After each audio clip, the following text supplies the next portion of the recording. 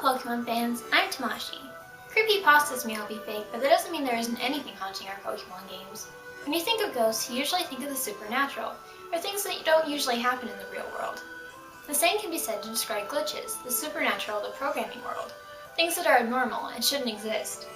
Today we're going to be taking a look at almost all the glitches from the first generation Pokemon games, some well known, some you may have never even heard of.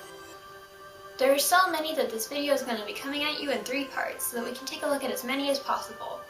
We'll take a look at what these glitches do, whether or not they can be harmful to your game, and why they occur. Before we get started, let's define what counts as a glitch. Basically, glitches are abnormalities that happen or appear in a program when it was not the developer's intention for it to work that way. They're programming mistakes, usually caused by oversights or conflicting game mechanics that create undesired effects. What I consider glitches are things that can be performed in vanilla copies of the game without outside help from things like Game Sharks or hacking programs, so unfortunately we won't be covering any glitches that you need a Game Shark to perform. Don't worry though, we're going to see some crazy stuff regardless. I also want to say that I didn't discover any of this on my own, so I don't intend to take credit. You can find links to all the websites where I got my information in the video description. But enough babbling. Hold on to your Game Boys, kids, it's time to go glitch hunting. Many scary stories feature ghostly apparitions, and the original Pokemon games have their own equivalent. The first one appears on Nugget Bridge. Start in Cerulean City and head north towards the bridge. Keep walking until the first trainer on the bridge is just one space off screen. Now, take a step forward and press start at the same time. Check it out, there's a guy in the water in the top corner of your screen. Spooky! Another one appears in Celadon City. For this one, you'll need to deposit your bike into your PC. Now, enter the west gate that leads to Cycling Road. As you enter the building, keep walking. Don't stop. When the guard stops you and brings you up to the counter, a bald guy will appear behind him. Baldy here is a repeat offender, too. In Cinnabar Island, before you've unlocked the door to the gym or obtained the key at all, surf along Cinnabar's eastern coast. Hop out of the water directly in front of the door. Look, he's on the roof! There's more fun to have in Cinnabar before you unlock the gym than just this, though. If you block where this girl walks and get her to walk in front of the door, she can actually trap you in there, until she decides to move again anyway. You can also make her disappear entirely. When she's near the water, hop on your Pokemon and surf. She'll vanish. This is due to the coast being part of a different map than the island itself. Appearing in weird places isn't the only trouble these sprites can cause. If you start a new game and walk around Pallet Town for a bit, you'll notice a girl wandering around. By blocking where she walks, you can get her to go wherever you want. With a little patience, you can get her stuck in doorways, and you can even get her into the tall grass.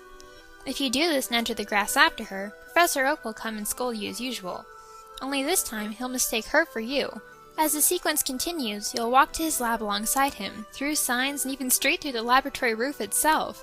Eventually, you'll miss the doorway and get stuck in the wall next to it. The event music will keep playing, but you won't be able to move.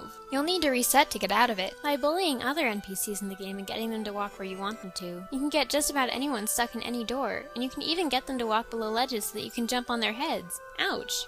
In one instance, you can even make an entire room full of people disappear. All you have to do is, when you go to pick your first Pokemon from Professor Oak, try to leave the lab. A script will stop you and make you walk back in. If you do this enough, everyone except Professor Oak and his female aide will disappear, and you'll be unable to move. In the sinister headquarters of Team Rocket, even more is afoot.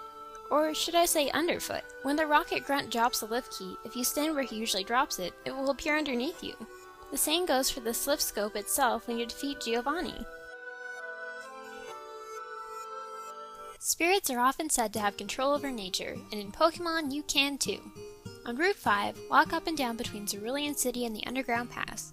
You'll notice trees along the side of the road will disappear and reappear, depending on where you walk.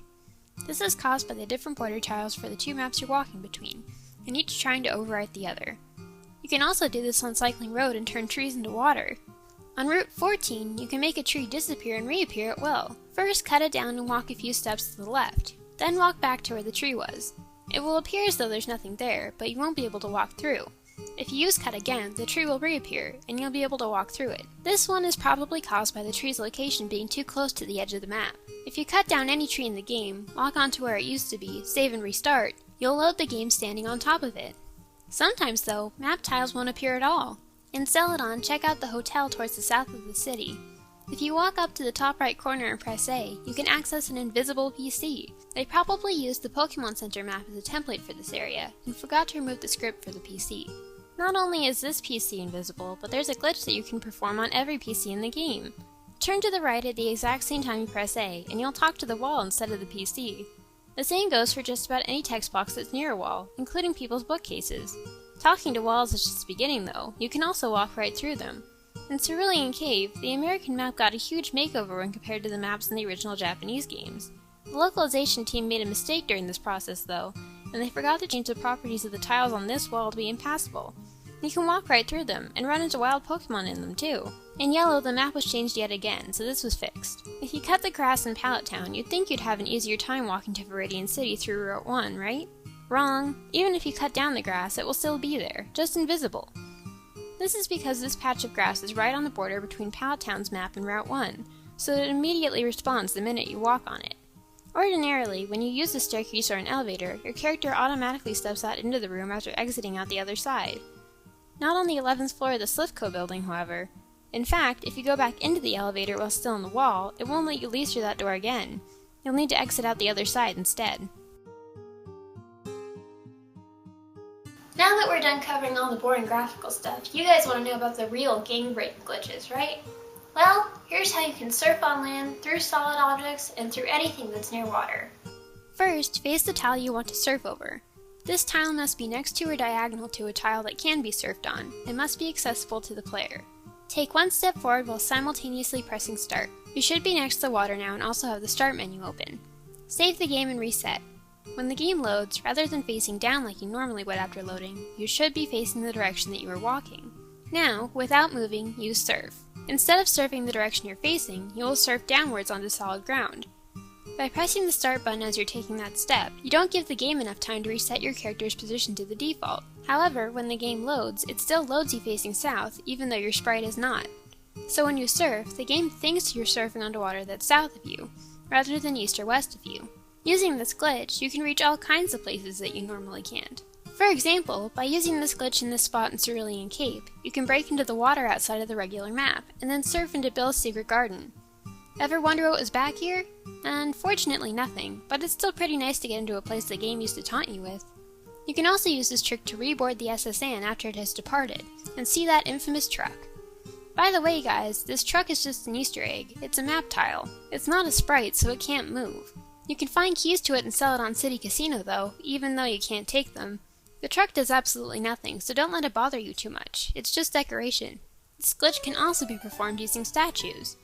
For some reason, the lower tiles of statues share the same program behavior as water, so you can surf in them and fish in them. Using the surfing on land glitch with statues, you can even surf through the statue in the Elite Four chambers and return to Agatha's room after defeating her.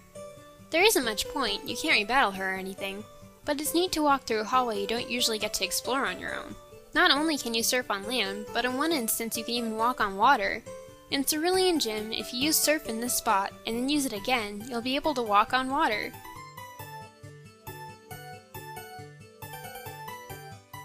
Not only can you break the game's rules by surfing out of bounds, you can also skip getting an entire gym badge. To get past the guy blocking Route 3, open the start menu and move your cursor over the save option.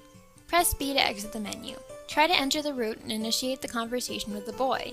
As he says follow me, press the B button to end the conversation early and immediately press the start button. If done correctly, the menu should be open. Save the game. If you don't turn the game off here, your character will walk to Brock's gym without the boy leading you. Though we don't want that, so we'll reset. As soon as you load your game, you'll begin talking to the boy again. He'll still want to take you to Brock's gym, but his walking pattern will be messed up. Go back to the entrance of Route 3 and walk directly over the spot where the boy usually stands. That is the only tile without a script trigger on it, so you'll be able to pass through unhindered. Pretty neat, huh? It's a little tricky, but with practice you'll get it down. Luckily, the only HM the boulder badge lets you use is Flash, and that isn't required to get through the game, so there's no ill side effects. How will you enter the Indigo Plateau without the boulder badge, though? You'll need to use another glitch that will let you walk through walls, which I'll explain how to perform in Part 3. With the ability to walk through walls activated, walk all the way through the building into the yard behind it. Ta-da! You're in the league with only 7 badges. From here you can proceed normally on a slightly corrupted version of the map, which should get back to normal once you enter Victory Road, or the league building should you skip the entire cave. You can't skip all of the guards this way unfortunately, so you will at least need the rest of the badges. Another little time-saving trick allows you to enter Cycling Road without a bicycle. For this glitch, you'll need to either not have a bike or have it deposited in the PC. Now, enter the western gate in Celadon City, and once inside, walk as far up as possible so that you're right near the counter. Start walking left without stopping, and keep tapping the B button. The guard will begin talking to you, but won't be able to stop you. Once you exit onto Bicycle Road though, you'll find that you're still on a bike even though you don't have one, so unfortunately you can't explore the road on foot. Lavender Town is often the setting picked for creepypastas to take place in, and it's easy to see why. The ambient music, the creepy tower, everything about it just screams spooky. But did you know there are quite a few glitches here that you can perform on just any old copy of the game? Forget all the myths and rumors. These are the real legends of Lavender Town. The Pokémon Tower is the burial site of all Pokémon who have passed on in the Kanto region, and as a result, it's overrun by ghosts. Usually they're harmless, but in Yellow version, one of them comes back to possess your Pikachu. First, have Pikachu faint in a battle in the tower. Then walk up to the 3rd floor and use the Purification Zone to heal your Pokémon by stepping on this tile. Don't let go of the D-pad, keep holding right. Tap the A button a couple of times to exit the dialogue, and when you move, Pikachu will be farther behind you than usual. As you walk around, Pikachu will walk in weird patterns and follow you incorrectly, and even walk through the gravestones like a ghost. Don't worry though, Pikachu isn't really possessed. All that happened was, because you moved immediately after healing Pikachu, you didn't give the game enough time to load Pikachu in the proper location. So he was loaded a space behind you instead and couldn't follow your character properly. Getting him back to normal is pretty simple too. All you have to do is step into the Purification Zone again, talk to anyone in the room, or exit through one of the staircases. Before you get the slip scope, ghosts appear in the tower that you cannot battle and can only run from. However, there is a glitch that lets you ID ghosts without needing to get through Team Rocket's headquarters first. When you run into a ghost, rather than trying to fight it, check your party screen. Select one of your Pokémon and look at its stats. When you return to the battle, you'll be able to see what Pokémon the ghost really is. Unfortunately, you still can't catch or battle them even though you can see what they are, but it makes the whole place a bit less creepy. Another minor quirk involving IDing ghosts is that whatever Pokémon the ghost really is still gets added to your Pokédex and is counted as seen, even though you shouldn't be able to know what it is until you get the slip scope. This one isn't too weird, but it's an oversight nonetheless. If you really want to skip Team Rocket's hideout altogether though, you can get past Marowak's ghost without IDing it. Before you attempt this, go to Celadon City's department store and buy a Pokédoll. Once you reach Marowak's ghost and initiate a battle, use the Pokédoll to end the battle. Rather than counting this as running, however, the game counts this as defeating the ghost, and allows you to move forward anyway. Okay, so none of that is too strange so far.